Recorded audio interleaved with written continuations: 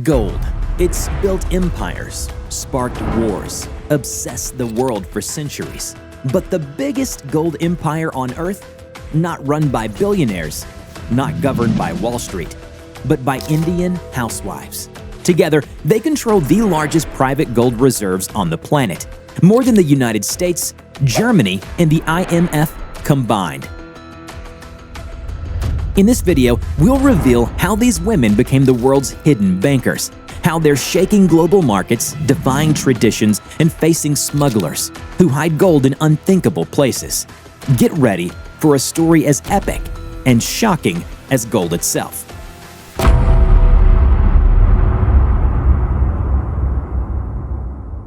Picture a bustling marketplace in Mumbai, alive with voices, vibrant with colors, a kaleidoscope of fruits, fabrics, spices. A woman in a crimson sari weaves through the crowded stalls. Sunlight catches the gold adorning her. Thin bangles jingle softly at her wrists. A delicate Mangasultra rests at her neck. Tiny studs gleam in her ears.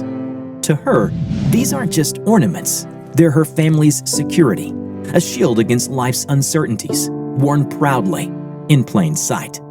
The scene unfolds millions of times across India, every single day. In the noisy cities of Chennai, the bazaars of Jaipur, the street vendors of Kolkata, everywhere you look, women carry their wealth on their bodies.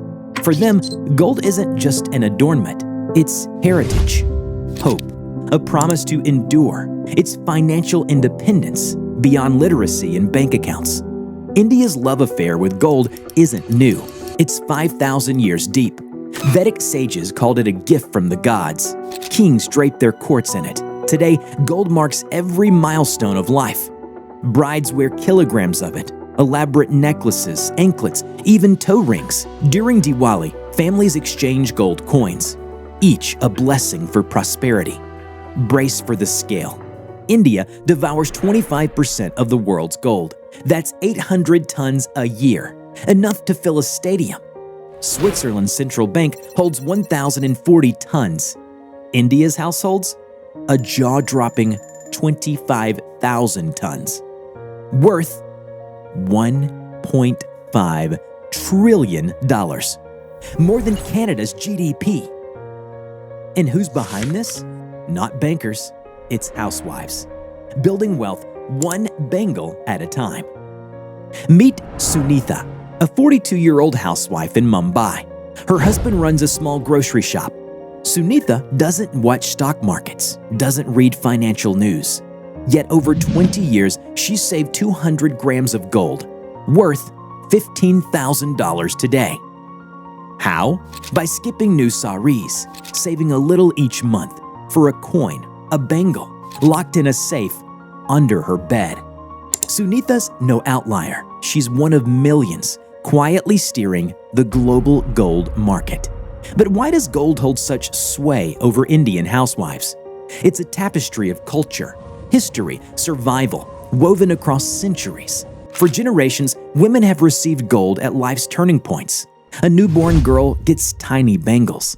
A bride is adorned with jewelry, sometimes kilograms of it, necklaces, earrings, even waistbands.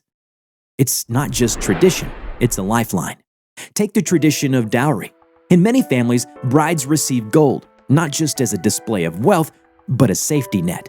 If a marriage falters, if illness strikes, that gold is hers to leverage. For countless women, it's their only asset. Gold is also a memory. A mother's bangle carries stories of resilience. A grandmother's necklace graces her granddaughter's wedding.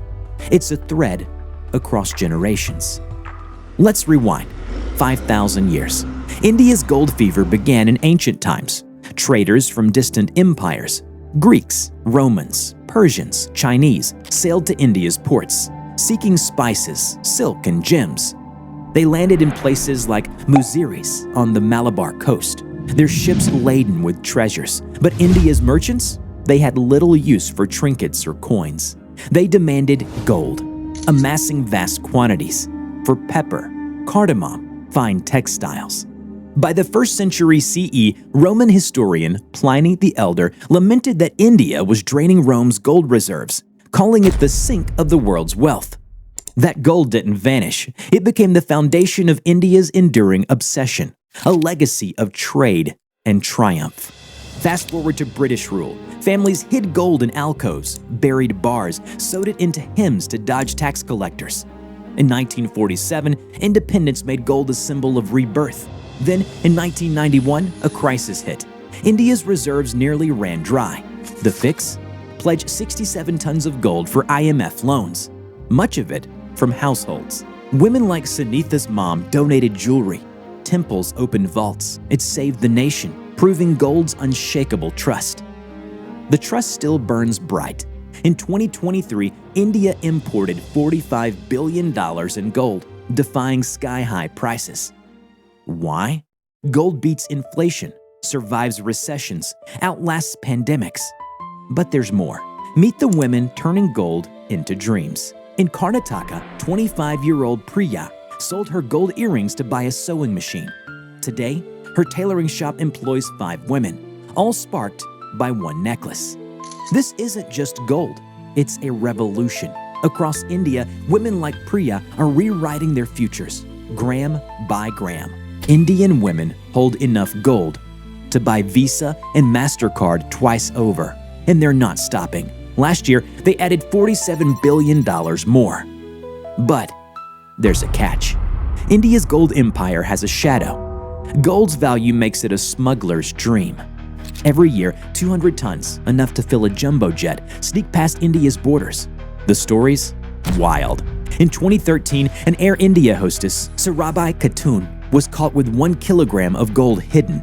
Wait for it. Inside her rectum.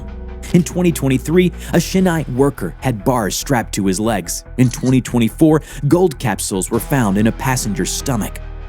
Authorities seize 3 tons yearly, but that's just 3% of what slips through. The gold fuels a black market, tied to corruption and cartels. In 2022, a Mumbai jeweler was busted, laundering millions. His shops, a front. For housewives, this underworld is far off. Their gold is pure, a source of pride, but the same metal that empowers them tempts the lawless. Consider Lakshmi, a 55-year-old widow. Her husband passed away a decade ago, left with 2 daughters and no income. Her only asset? Her wedding gold. When her eldest dreamed of joining an engineering college, Lakshmi pawned her bangles for a loan. Her daughter graduated, got a job, and Lakshmi, she redeemed every piece. Today, she wears those bangles with pride, a testament to sacrifice and strength. These stories reveal gold's true power, its versatility, its savings, yes, but also credit. In rural areas where banks are a distant dream, gold is currency. In cities, it's a lifeline for cash-strapped families. In 2024, India's gold loan market swelled to over $50 billion, growing faster than ever. From global banks to corner jewelers, everyone leans on the gold tucked away in homes. In the southern state of Kerala, a gold loan epicenter, some families pawn and redeem gold multiple times a year, treating it like a revolving credit line. It's a system rooted in trust and in the resilience of women like Lakshmi. When India's housewives buy gold, global prices leap. During Diwali or wedding season, their demand drives gold to records, $2,100 an ounce in 2023. Mines in Australia, traders in New York, the London bullion market, they all watch India. When housewives pause, prices dip. When they surge, markets soar. This isn't influence, it's dominance. But it's costly. In 2023, India spent $45 billion on gold, bloated its trade deficit, drained its foreign reserves. The government is waging a quiet war, hiking import duties, pushing digital alternatives, gold bonds, digital wallets. But housewives trust gold over banks. Why? It's unshakable. In a nation hit by scams and crashes, gold's the only thing you can hold, hide, and sell when chaos reigns. Yet the future's uncertain. Gold's hit $100 a gram, double a decade ago. For Sunitha's daughter, it's a distant dream. Will the next generation keep gold's flame alive, or will this tradition fade? India's housewives aren't just keepers of gold, they're its guardians, wielding a $1.5 trillion empire. that sways the world. Sunitha, saving for her son. Lakshmi, lifting her daughters. Priya, sparking revolutions. They're the hidden bankers, betting on a golden future. So next time you see a bangle, a nose ring, a gold chain, don't just see jewelry. See strategy, history, resilience. India's hidden bankers don't wear suits. They wear saris. And their vaults, they're closer than you think.